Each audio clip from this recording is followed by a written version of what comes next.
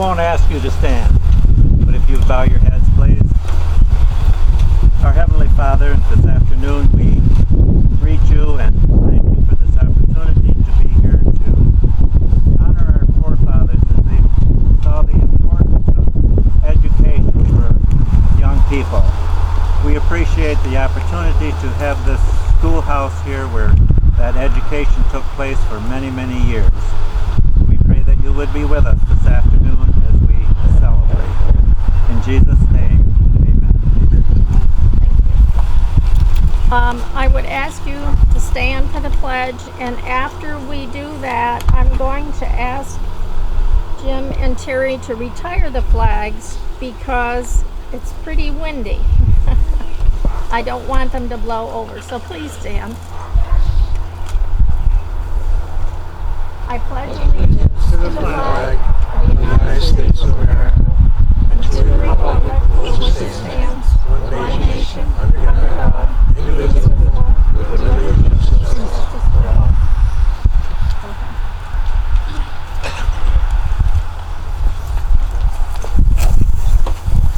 Thank you. Before we do the introductions, I wanted to just say a little bit about the work of the Martinsburg Historical Society. We're a small group, but we're very active, and we have purchased and restored this schoolhouse. It is now on the register, National Register of Historic Places. We purchased the first Lewis County Clerk's Office, and we restored that as well. So we have two places that, well, actually, the Historical Society has two places that they have placed on the National Register of Historic Places. We also have the Martinsburg Greystone Mansion is on the register. Our old Martinsburg Town Hall is on the register. So we have a lot of history going on in Martinsburg. We have restored abandoned cemeteries, Hogsback, Strader, Pansy Hill, Maple Ridge, West Martinsburg. So we've done a lot of work in the cemeteries. We are rich in history in the town of Martinsburg. We have good volunteers. Our membership is small. We're always looking for new members and always looking for volunteers. I want to go to introductions now. Nelson, of course, is the president of our Historical Society. Sue Adsett, raise your hand. She's our town historian, member of the Martinsburg Historical Society, and she's the lady with all the good ideas. Fred Janis, raise your hands.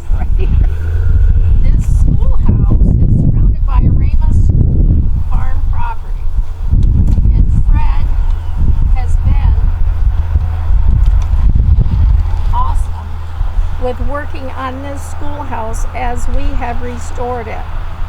I don't know how many times he's been on the roof. He dug up the old swing set and put that up, and he's always doing whatever needs to be done around this schoolhouse. He's also a former student, which I didn't realize, but he is. Terry Tiss is our town supervisor, and we do, Doug Rook has been a great worker and a great volunteer, and he has put up our sign that designates this as the National Register site. I first asked him to put it over the door and forgot there was a transom. And it's like, oh, no, don't go on a ladder over the door. So, we have school board members here today. Would you please stand and tell us your name? I'm Stephanie Hauser-Faust, And in addition to being on the school board for LACS, I live in the town of Martinsburg, and I'm proud to say that. I'm Kerry Herbine. I'm running for school board. I'm the Chief Operating Officer at the hospital. It's a pleasure to be here. Thank you. Anyone else?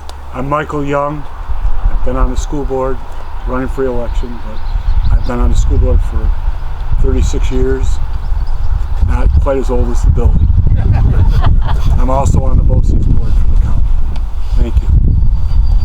Thank you. We have former students here. Please raise your hand. Tell us your name. Fred. Ladies. Charlotte Millard. How old are you? Dwight Doney. There's more Domies here. Abe Doney. Mike Doney. They have been great volunteers.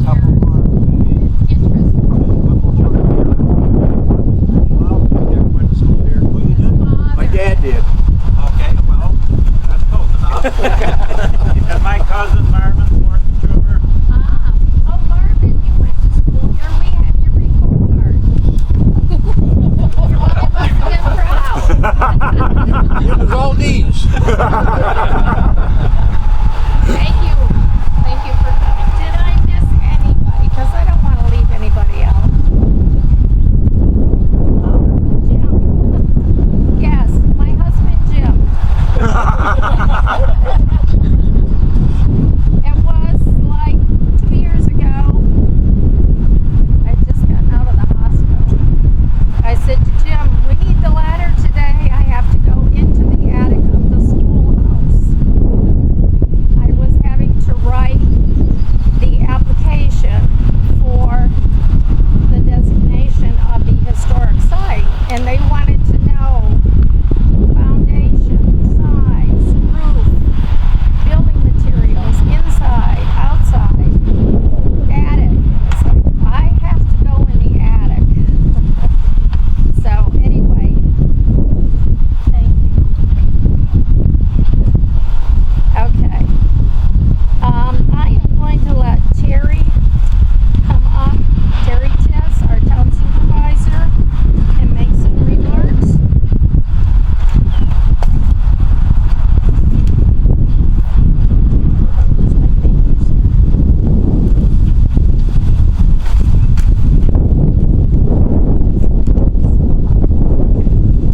Thank you, Betty. It's a pleasure to see everybody here today. I'd like to say that this is not my first time doing anything like this.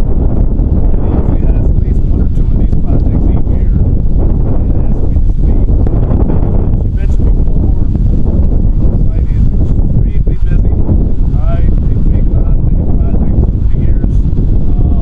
There's 12 cemeteries in the town of Martinsburg, and they take pride in having renovated several of them and making sure that the upkeep is done on the rest of them. Very few towns can say that. In fact, we're considering at some time, we've talked about having a tour of the cemeteries and such. It would probably be at least a half a day ordeal to do that as such. I'm glad to see the Doney brothers here today. As I rode the school bus after they closed the school, right? And that was back in 1831. They're old. There were many of these schoolhouses in the county and such. In Martinsburg, there was one on the Maple Ridge Road.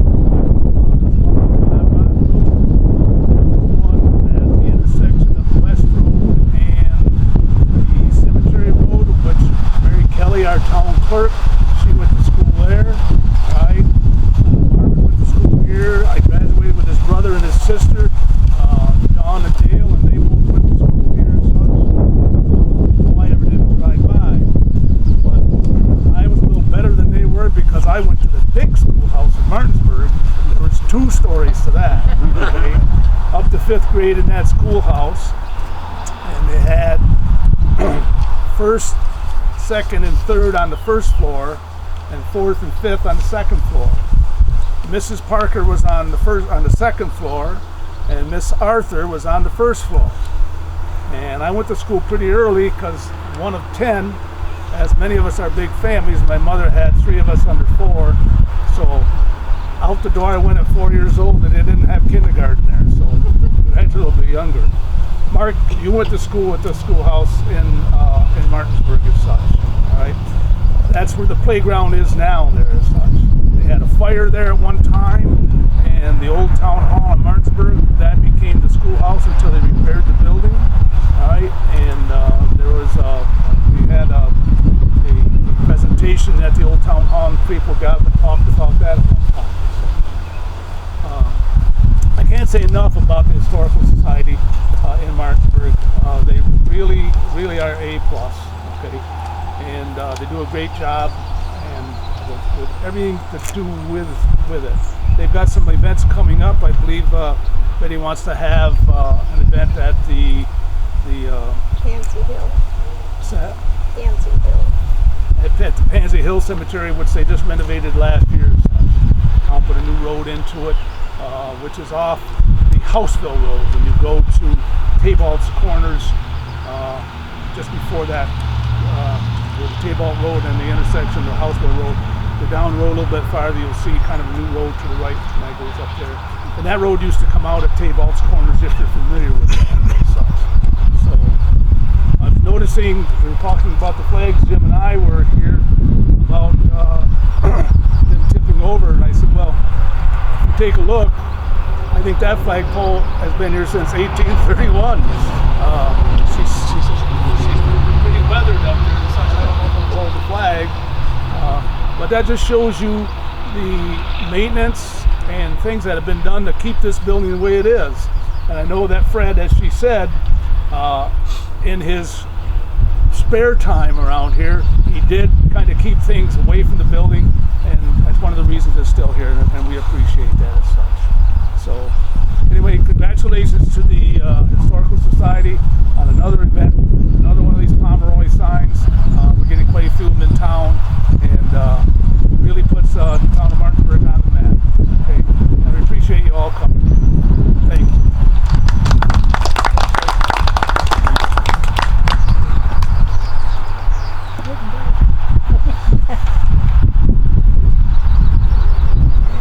Josh Liviker, our District 7 legislator, could not be here today, but he sent a message that he wanted read. Unfortunately, I could not make it today due to a family event, but want to express how amazing it is to have this schoolhouse located here on the Ramos Road placed on the National Register of Historic Places. It is truly amazing how our community, with these past historic buildings, regardless of how big or small, belong on the National Register with other facilities from across the country. The schoolhouse shows the history of our ancestors and how far we have come to an amazing town and community-oriented group. Having the building on the National Register is truly an honor, and we all should be proud to say it's ours here in Lewis County. Josh Liviker. I called the Pomeroy Foundation and asked them to send somebody, and they said it's the busiest time of year for them, and they do these signs statewide and in other states. I don't know how many others, but they're very busy and they haven't had a chance to come up here. They want to come sometime. They did send a letter. Congratulations from all of us at William G. Pomeroy Foundation at the celebration of your National Register plaque. We send our warm greetings from Syracuse as you commemorate the Martinsburg Common School District number 4. We wish we could tell you and be with you on this special event. At the Pomeroy Foundation, our main initiative is to help people to celebrate the community's history. We do this by offering grants for historic markers and plaques nationwide, as well as several other. This is hard to read in the sunlight, I'm sorry. I can't read it. We feel strongly that markers and plaques help educate the public, encourage pride of place, and promote historic tourism. We are proud to support your efforts to mark the history of your community. We commend you and send our appreciation to the Martinsburg Historical Society and all of those who were involved with commemorating the plaque today. May the National Register plaque stand fast. Remember your history now and for future generations. Warmly, Darren Pomeroy, trustee, William Pomeroy Foundation. Just to mention, this is our second sign for this school from the Pomeroy Foundation. We have another roadside marker when we restored the school. We have one in the town hall. We have two at the First Lewis County Clerk's Office. We have one legend and lore marker at the Strader Cemetery. You need to go read that sign. It's a wonderful legend about Cornfield John Archer. We have a marker at Maple Ridge Cemetery, and we have a marker at the West Martinsburg Cemetery, the West Martinsburg Town Hall that was at one time the Advent Church, and we have one that hasn't been placed yet for the West Martinsburg Church. It's an 1840 structure, and we are collaborating and cooperating with the Preservation Society of West Martinsburg as they begin to restore the steeple of the church. So Pomeroy has done wonderful things for us. Each one of those plaques, at no cost to us, cost them over $1,000 apiece. I think we have more than our fair share here in the town of Martinsburg. Okay. I would like to tell you a little bit about the schoolhouse. And these are things that I found as I was researching on the application to submit to have it designated as an historic site. First of all, the records for this school start, and the town has in their possession records back starting at 1829. It was officially incorporated in 1831. We have trustee reports. We have library inventory reports. We know the families who sent children here. And we also were gifted with a book of school board minutes, 1840s to 1890s. And that told us a whole lot. It was very, very interesting. This school is one of the oldest and also one of the last to close. Parents didn't want the school closed. It became part of the Lowville Academy and Central School District,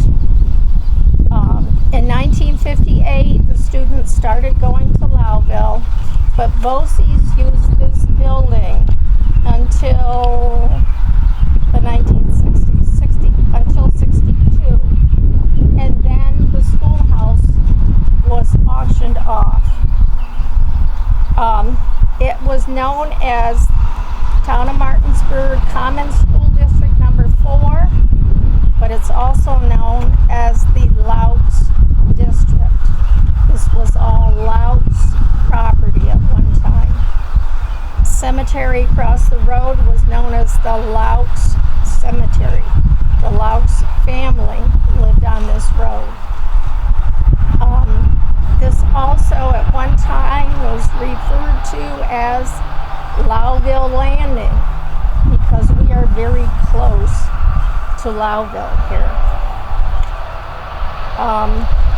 This building represents what a typical 19th century schoolhouse would have been like. It's very austere. It's rectangular. Originally, east and west windows, electricity, so east and west windows to get maximum light for the students.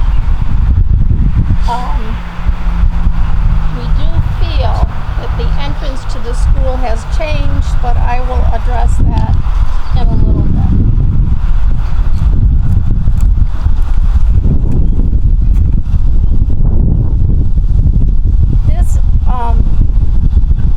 We don't know if this is the original building. We know it's the original site. We went through all of the minutes in the school reports, and it never says a new school was built. We know this school was repaired over the years multiple times. When you look in the schoolhouse, you can look at different features. For instance, the wall, like chair rail to the floor, are big, old, wide planks. That was material probably used from a previous renovation, previous construction. You can see different nails throughout the building. We feel that the original building had an entry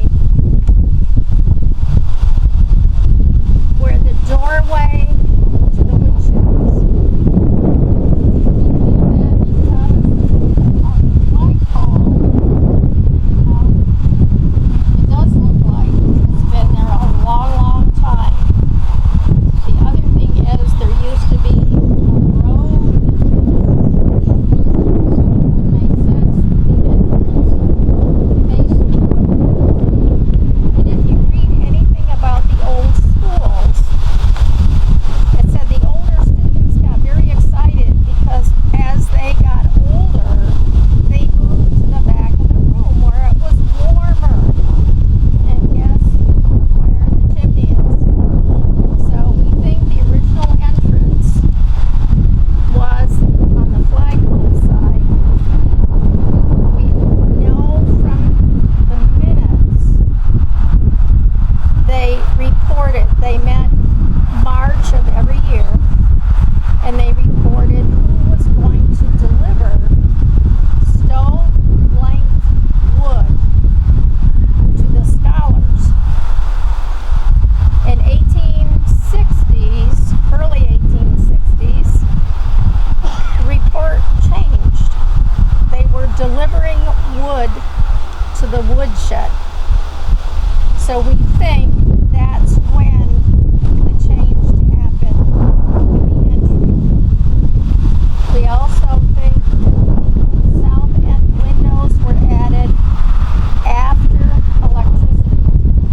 Remember, east and west were for the students maximum light. Then they got electricity and they could add more windows.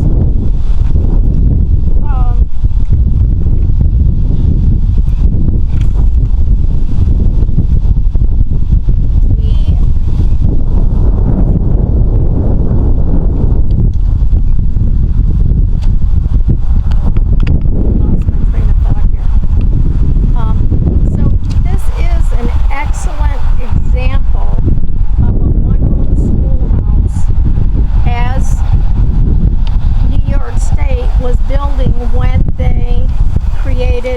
designed a school system. We know in the beginning that there was a rate bill. And the rate bill said, if you're sending your children to school and we have a shortfall in funds, you, the parents, have to make up the difference. And you will pay it directly to the teacher. Well, that left a lot of children out. But in the 1860s, the rate bill was removed, and from then on, it was a tax-based system. We know names for this schoolhouse, and they were generational. That's one thing about Martinsburg. You still can find family names that have been here for generations. The trustees of the school were elected from among the parents who sent their children to school. They were responsible for oversight of the school. We also know that early on, Lowville sent students because they're so close to the line, and Martinsburg sent students. There were 50 students coming to this schoolhouse. But they didn't have inside bathrooms. The room was bigger. And the children didn't come every single day. Maybe there was work going on in the farm. Maybe the boys weren't there. Something was needed at home, so the girls weren't there. So they had 50 students, but it doesn't mean that there were 50 all in one day. And the room would have been bigger. Some of the old minutes talk about voting to build a privy. So they built a privy, and we think the bathrooms were possibly added in the 1930s based on the history of the company, the manufacturer of those chemical toilets.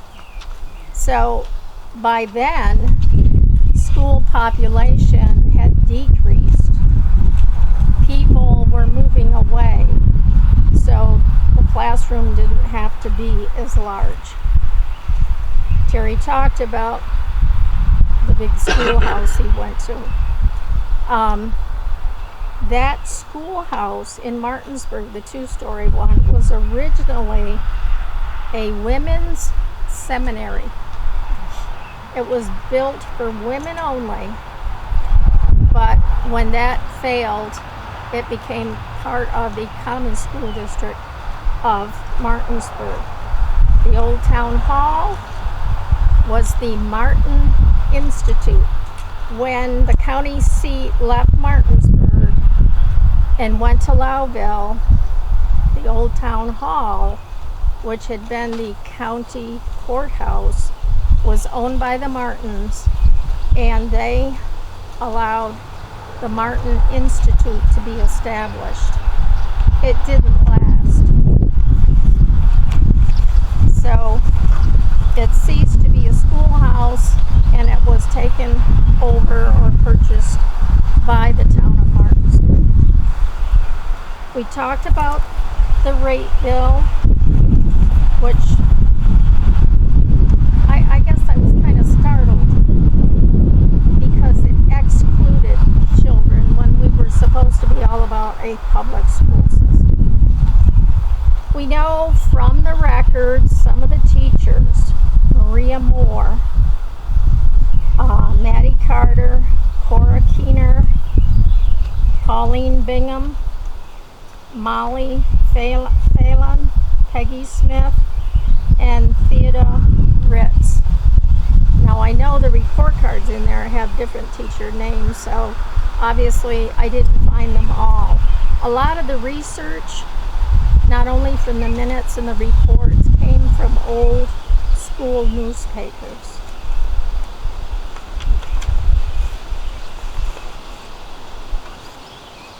because there were Loudville students coming here, the money for the school was prorated according to how many came from Loudville and how many came from Martinsburg.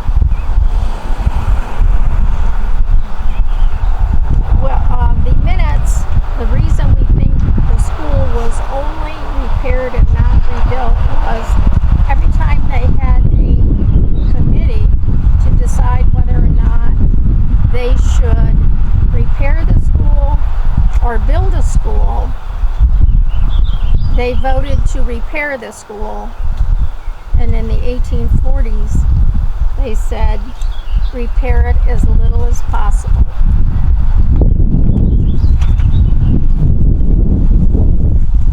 I spoke about the different times they would have repaired and made changes or upgrades to the school. In the woodshed, the northerly facing wall does not have clapboards on it. So the earlier version of this school had a wide plank siding. And the other day, some of Mark and Val were helping us clean. I said there's something in the woodshed behind that old plank siding, but I'm not going to put my hand in there. Well, they fished around for 20 minutes and came out with 2 books. So we know that this isn't even the original siding, and the wide plank siding is likely not the original siding. You have a stone foundation on this end, but if you go into the woodshed and look at the doorway where we think the entrance was, it's a log foundation. And the students or anyone entering the building would step on this log step to come into the building, and you can see where the log is worn from the foot traffic. So there are a lot of clues here, but I just had to find somebody who could point them out to me. 1919, a bill has been introduced into the legislature providing that school districts shall not be entitled to receive any portion of school monies if religious doctrine of any sect are taught in the public school in the district, or if the teachers were trying to teach their religion. The Bible, however, is not excluded. So there was an obituary for a gentleman named Alvin Spencer in 1915, and he said his school books were the Bible, the Old Testament, and a spelling book. And the even more amusing part to his obituary was, well, motor cars have been introduced, but I don't think they're going to take hold.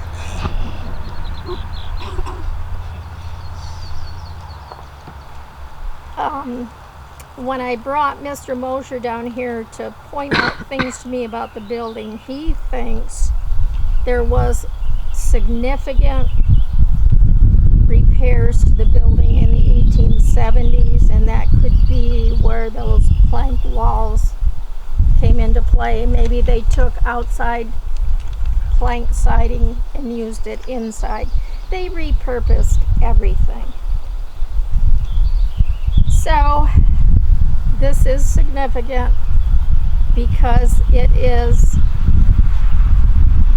traditional of what you would see in New York State for rural schools at that time in our history. And we were fortunate to be able to buy this because the other buildings in the town, and at one time there were 25 schools in Martinsburg. And I said they traveled, there were a lot because children traveled to school shoe leather express. So where they had a concentration of students, they put a schoolhouse. Of course, we know that has all changed.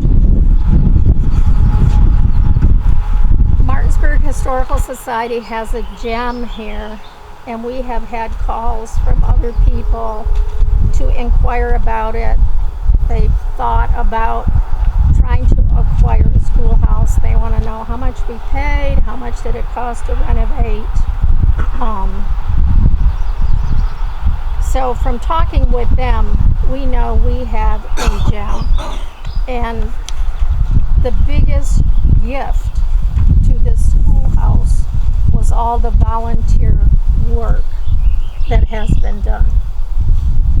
So we thank all the volunteers that are out there, and we thank some of our former students have even helped with renovations and giving us things for the building.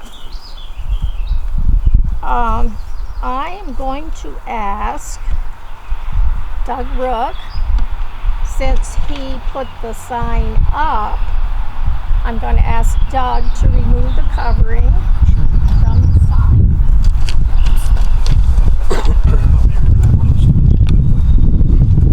I'll make you a student for a day.